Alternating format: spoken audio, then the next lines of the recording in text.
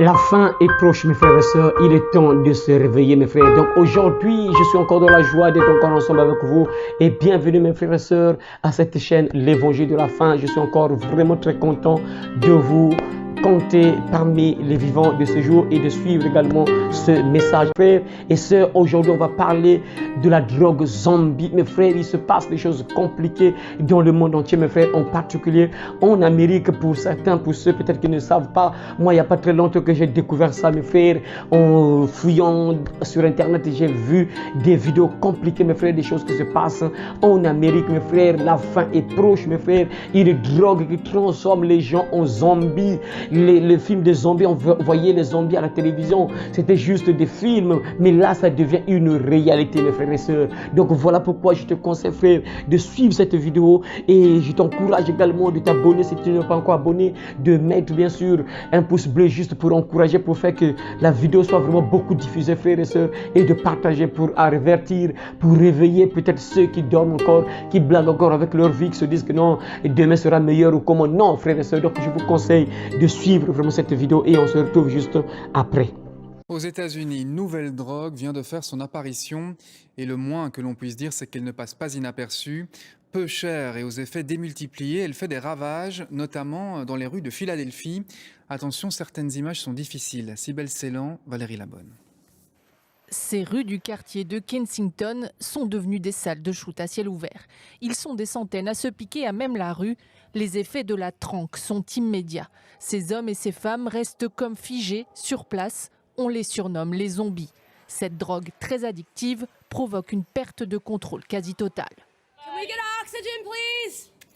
Dans ces seringues, un mélange de fentanyl, un puissant antidouleur, et de la xylazine, un anesthésiant pour chevaux. You see people overdosing all the time, and the drugs are really out of control, and the stuff they're putting in it and they're cutting with it is causing a lot of people get sores and abscesses. And I've seen people, you know, they lose limbs, arms and legs. You see a lot of amputees walking around because of the stuff that they're putting in this. Vendue à seulement 5 $ la dose, cette drogue est très accessible, mais ses effets sont dévastateurs. April est là pour en témoigner. Elle est sortie de la rue il y a 18 mois, mais elle y a laissé une partie de son bras gauche. I lost access to the left hand to shoot on the right side, so of course my left kept getting worse and worse. And so literally I went inside when I had it cut off, amputated. De nombreuses associations comme celle de Jason tentent de venir en aide à ces toxicomanes. Ils leur fournissent notamment du matériel propre, mais ils sont chaque jour plus nombreux à en mourir. En 2022, la crise du fentanyl a tué 300 personnes chaque jour aux États-Unis et les autorités craignent une nouvelle vague de décès avec l'essor de la tranque. Alors mes frères et sœurs, vous avez suivi la vidéo, mes frères. Il n'y a pas de commentaires. Ça, c'est pour vous dire, mes frères et sœurs, que le diable est à l'œuvre, mes frères. En fait, les gens vont se dire que c'est juste une drogue qui fait ça. Mes frères, derrière toute drogue, il y a des démons. Il y a des démons derrière ces choses-là, mes frères. Ce sont les démons qui sont derrière ces choses-là, qui poussent les gens à être esclaves de la drogue. Regardez même cette drogue qui tue les gens, cette drogue qui coupe les membres, cette drogue qui veut détruire la peau, qui détruit la vie d'une personne, qui conduit jusqu'à la mort, mes frères et sœurs. C'est incroyable. Le diable est derrière ces choses-là, mes frères. Et la drogue est moins chère. On peut acheter ça à un bas prix, mes frères. Ça, quand vous voyez ces choses-là, mes frères, ça va se généraliser. Ces genres de choses-là que vous voyez, mes frères, ça va se généraliser. Parce que la Bible nous dit clairement que les jours qui arrivent là seront mauvais, mes frères. Le mal va s'empirer. On va voir des choses compliquées dans ce monde. On va vivre des choses terribles, mes frères. Ça, c'est encore zéro. J'étais vraiment choqué quand j'ai regardé ce genre de vidéos-là. Incroyable. Les films des zombies qu'on voyait à la télévision, là, ça devient la réalité des zombies qui marchent en pleine ville. Les zombies qui sont là et personne ne les gère.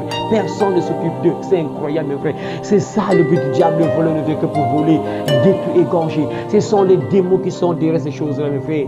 Voilà pourquoi, frère, toi qui es peut-être tenté à prendre la cigarette, regarde là où ça peut te conduire un jour. Tu es peut-être tenté à prendre la cigarette, et après la cigarette, ça va passer à la drogue. C'est toujours comme ça. Ça commence par la cigarette. Après, le diable va te parler, tu m'écoutes. Mais la cigarette, c'est trop peu, il faut, hein, c'est faible, la cigarette c'est faible. Tu dois avancer, tu dois augmenter le niveau, tu dois progresser et tu vas commencer bien sûr un jour à prendre la drogue. Après c'est de qualité plus qualité sur qualité de drogue jusqu'à ce que tu meurs et tu te retrouves en enfer, mes frères et sœurs. Donc voilà pourquoi, frères et sœurs, je donne des conseils aux jeunes garçons, aux jeunes filles. Tu es là, peut-être tu es tenté à fumer. Tu vois des amis, des copains, des copines qui ont l'habitude de fumer. Un jour, quand tu vas commencer à fumer, après un jour, ça va te conduire à la drogue. Tous ceux qui prennent le chanvre là, souvent ont commencé par la cigarette. Après c'est le chanvre, après c'est des drogues compliquées, des drogues très puissantes et jusqu'à mourir, mes frères. Vous voyez, là où ça conduit, mes frères, c'est pour vous dire, réveillez-vous. C'est pour vous dire encore, mes frères et sœurs, que vraiment, nous sommes à la fin, mes frères. Ce monde touche à sa fin, mes frères. Ce monde touche à sa fin. Voilà pourquoi l'apôtre Pierre va déclarer cette parole dans 1 Pierre chapitre 4 verset 7. Il dit ceci: la fin de toutes choses est proche. Soyez donc sages et sobres pour vaquer à la prière. La fin de toutes choses est proche.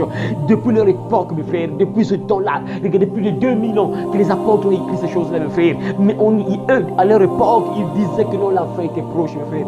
Combien de fois nous qui sommes en ce temps-là, mes frères, nous savons en quel temps nous sommes. C'est l'heure de se réveiller, en fait, de sommeil, frères et sœurs. Il te suffit d'ouvrir les yeux, de voir ces genres de choses-là. Quand tu vois ça, mon frère, c'est pour te dire que c'est pas une blague, frère. Il suffit pour te dire que la fin est proche, il faut se réveiller. Il n'est plus temps de dormir, il n'est plus temps de rester dans le sommeil spirituel. Il faut se réveiller, frère. Il est temps de vaquer à la prière. Il est temps d'être sage, d'être sobre. À partir de maintenant, frère, quand tu vois ces genres de choses-là, tu dois éviter d'être dans les excès, mes frères. Il faut être sobre, équilibré. Tu dois être équilibré. C'est le moment d'être équilibré. C'est le moment d'être équilibré parce que quand tu vois ces choses-là, frère, c'est la fin. Nous sommes à la fin. Soyez donc sobres et sages. Il faut être sage, frère. Dieu t'a donné la tête. Tu dois être sage. Il faut refuser la folie. Il faut refuser vraiment l'idiotie. Il faut refuser d'être bête dans ce temps nous sommes. Il faut être sage parce que lorsque tu regardes par-ci par-là, frère, tu te rends compte toi-même, sœur, que vraiment c'est compliqué. Notre monde ne va plus bien, mes frères. Notre monde touche à sa fin.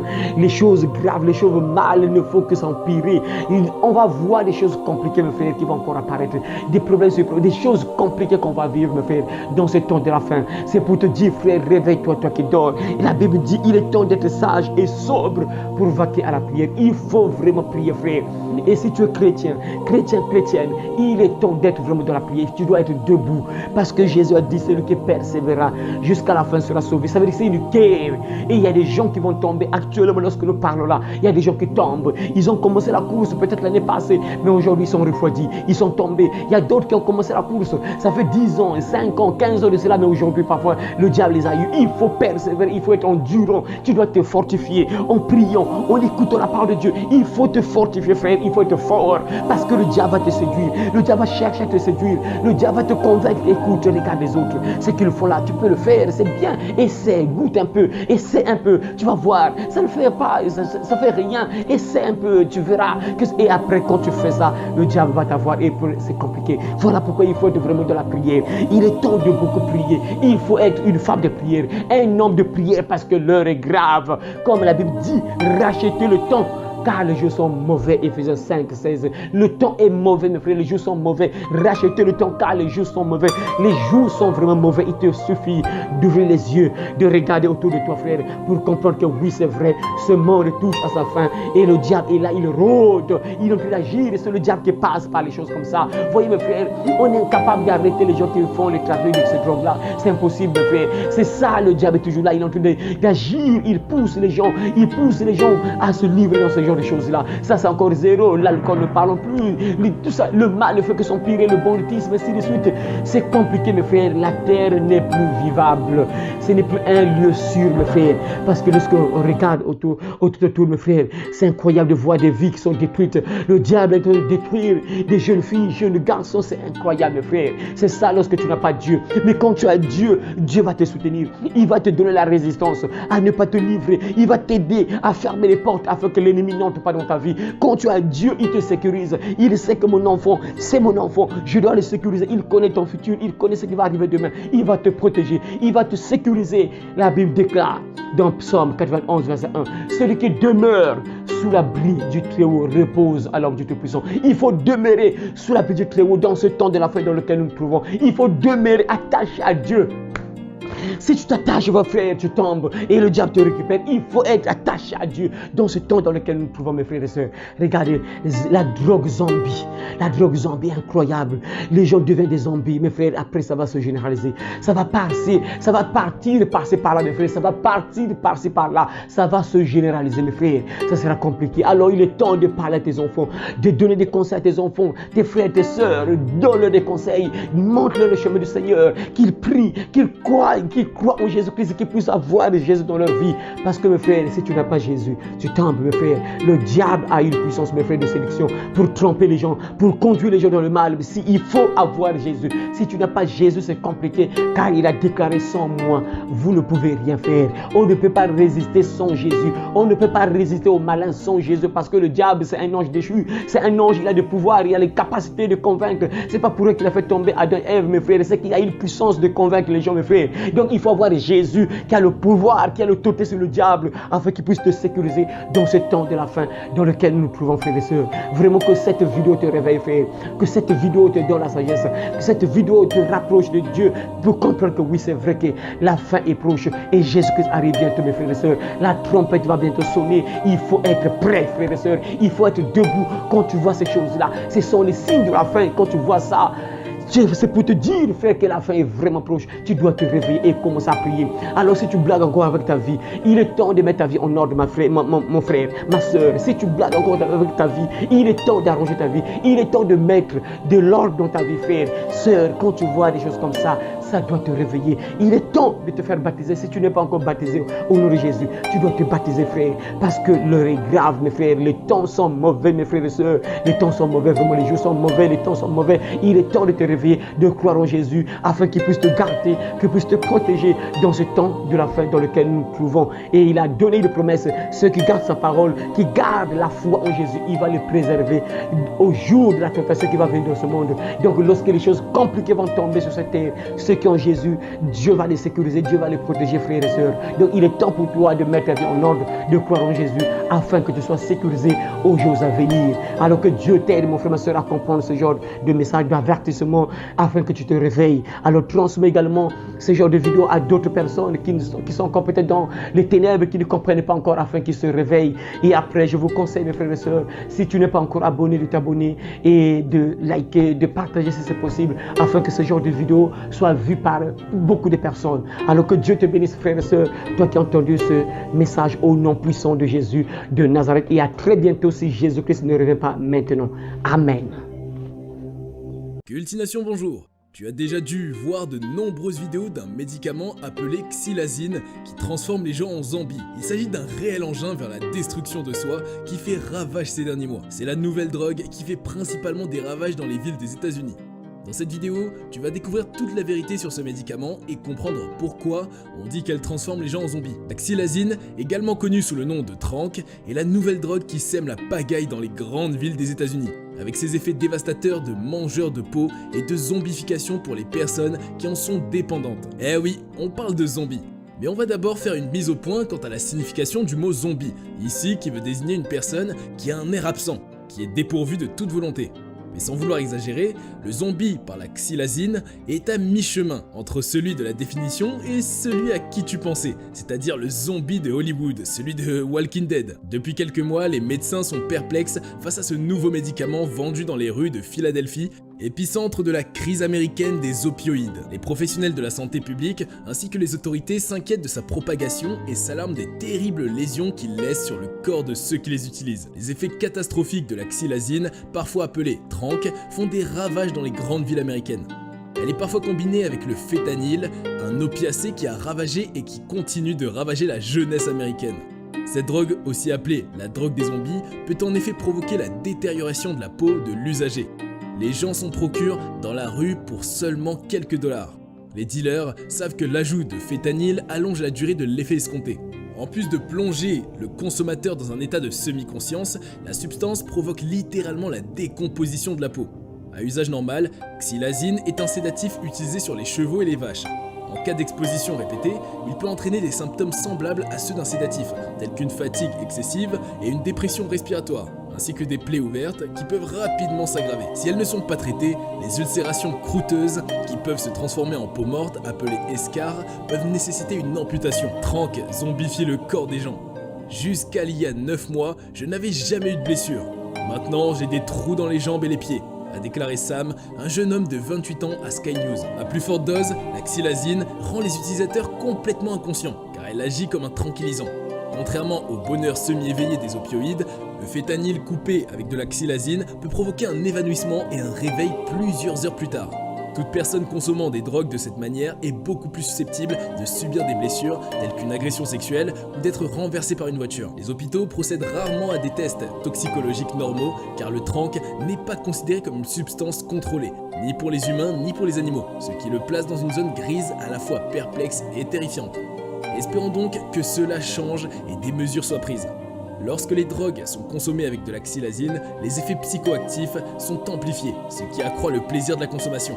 Les produits pharmaceutiques synthétiques sont également populaires auprès des producteurs et des distributeurs de médicaments. Ils permettent de fabriquer à moindre coût des produits très puissants et d'élargir la portée du marché et les revenus grâce à des formulations innovantes. La situation actuelle de la toxicomanie préfigure d'ailleurs un avenir avec la crise des overdoses, de plus en plus alimentée par de puissants composés synthétiques mélangés dans des combinaisons puissantes si rien n'est fait. Qu'est-ce qu'en réalité la xylazine ? La xylazine est de base un médicament pharmaceutique utilisé pour la sédation, l'anesthésie, la relaxation musculaire et l'analgésie chez les animaux tels que les chevaux, le bétail et d'autres mammifères non humains, d'où le nom de trank.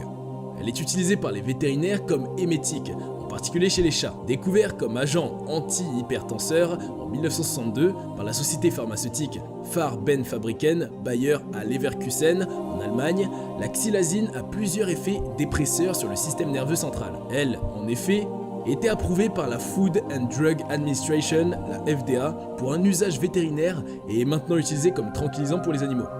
En tant qu'anesthésiste vétérinaire, la xylazine n'est généralement administrée qu'une seule fois pour obtenir l'effet escompté avant ou pendant les interventions chirurgicales. Chez les hommes, les effets sédatifs et analgésiques sont liés à la dépression du système nerveux central. L'effet myorelaxant inhibe la transmission des impulsions neurales dans le système nerveux central. C'est au début des années 2000 que la xylazine est devenue une drogue populaire aux États-Unis et à Porto Rico. Le nom de rue de la xylazine à Porto Rico est Anestesia de Caballo, ce qui signifie anesthésique de cheval. Mais le nom commun dans la rue aux États-Unis est Trank, Zombie Drug et Trank Dope, qui est spécialement un mélange de fentanyl et de xylazine. On le retrouve un peu partout aux États-Unis, mais particulièrement à Philadelphie, à San Francisco et à Los Angeles. Addict à la xylazine, Sam, 28 ans, a déclaré qu'il luttait contre un trouble lié à l'utilisation de substances depuis l'âge de 14 ans, ajoutant qu'il avait suivi des traitements pendant de nombreuses années de sa vie. Il a déclaré dans une interview que Trank zombifie le corps des gens. Les corps deviennent des foyers d'infections cutanées et d'overdose dues à la xylazine. La diffusion de ce médicament constitue une menace pour la santé publique, car l'overdose de xylazine est généralement mortelle chez l'homme.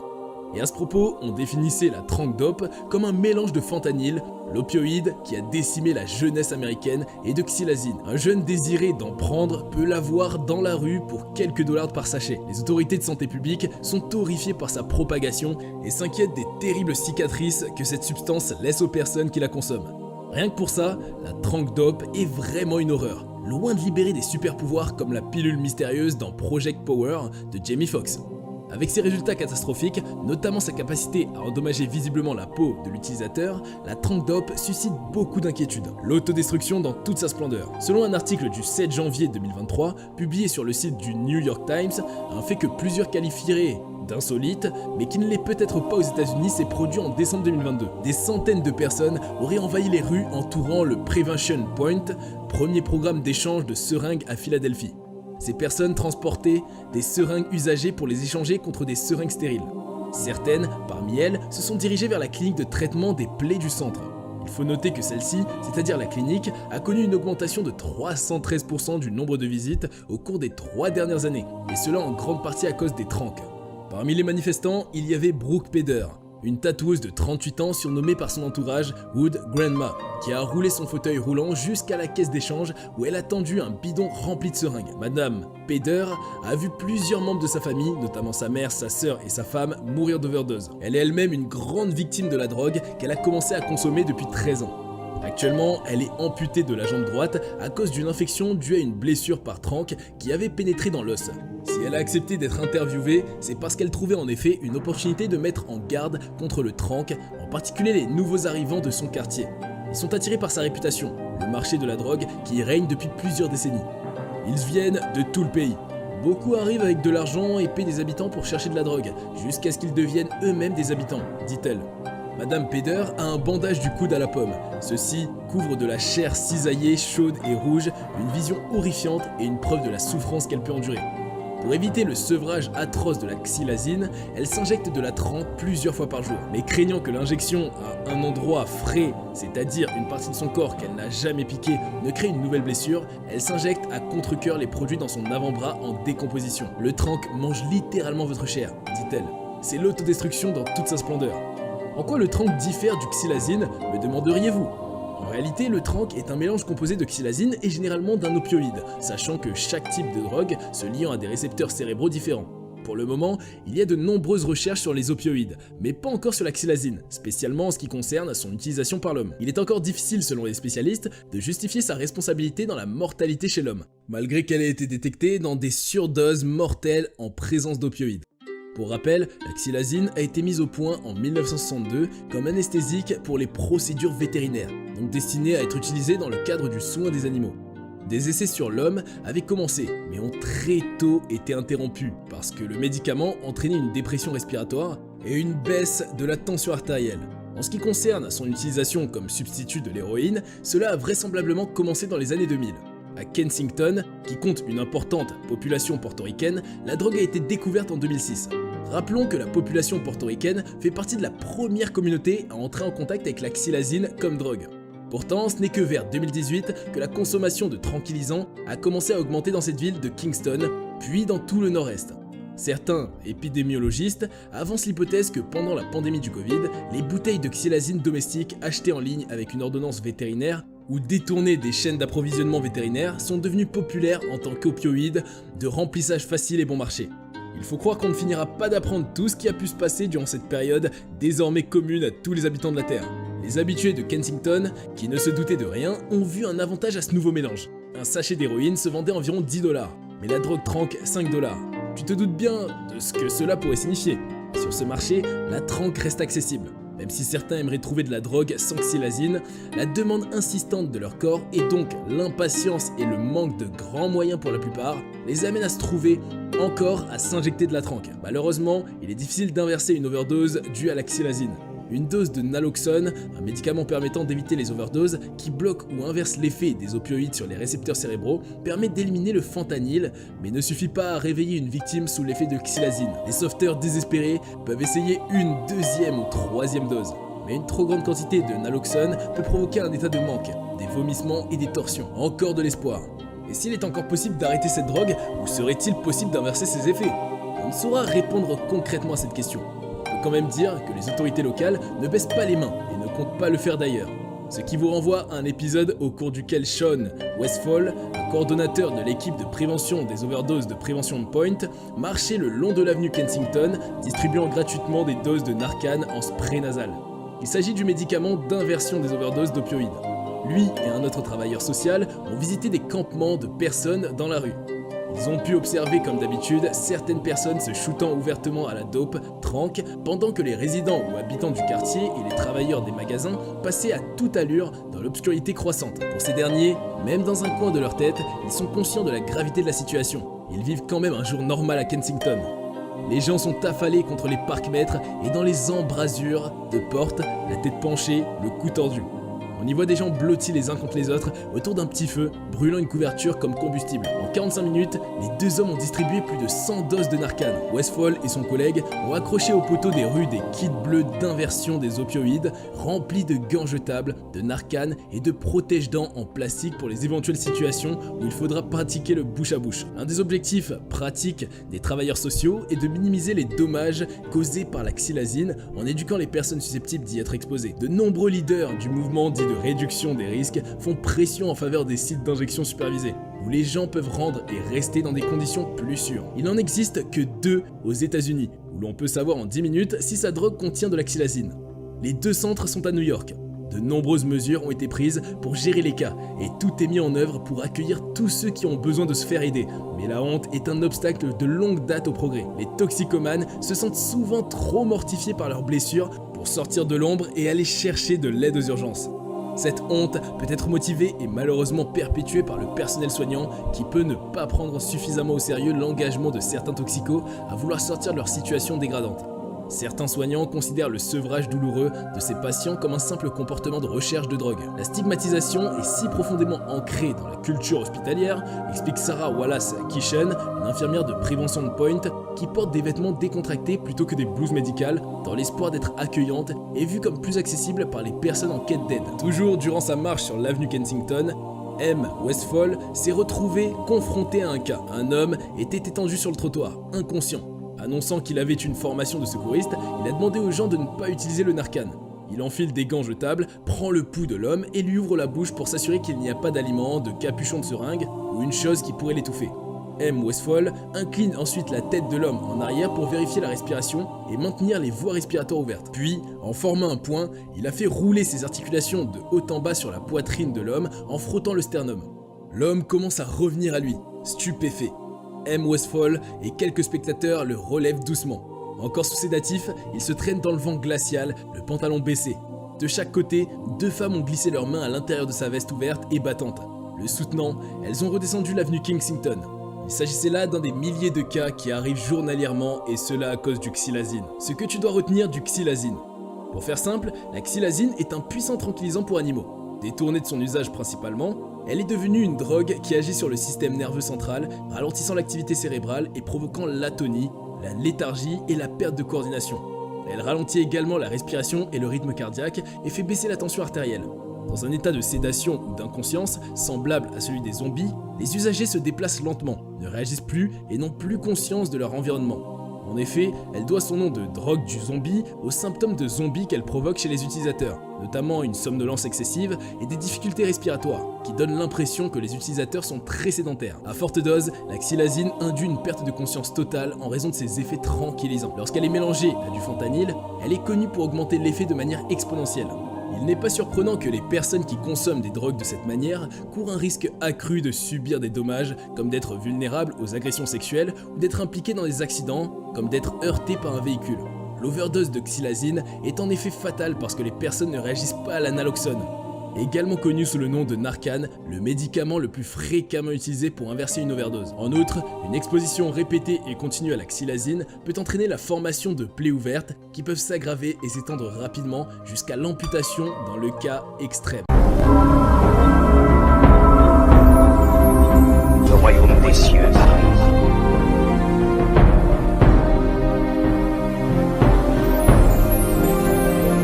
Repentez-vous, car le royaume des cieux est proche.